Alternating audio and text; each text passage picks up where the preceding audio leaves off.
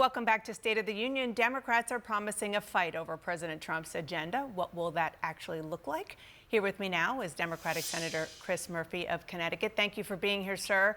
You just heard my conversation with the White House Budget Director, Russ Vought, about the president's tax and spending bill in front of the Senate, which is something you're going to be dealing with this coming week. What is your response?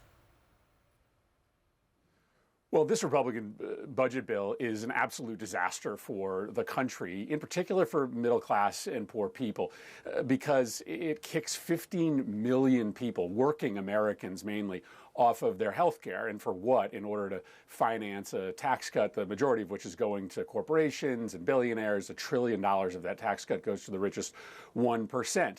It also adds enormously to the deficit. And I heard him try to claim that that's not true. It's just unreal the amount of gaslighting this administration is doing. I mean, it is a fact. The difference between passing this bill and not passing this bill is the addition of $3 trillion to the national debt.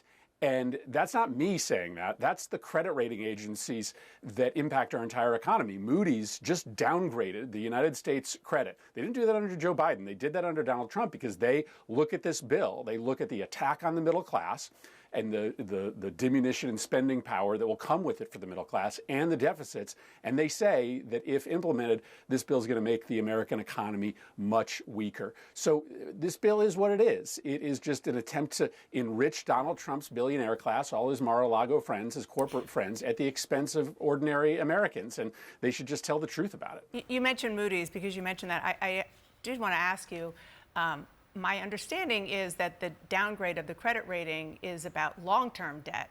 Democrats and Republicans have contributed to that.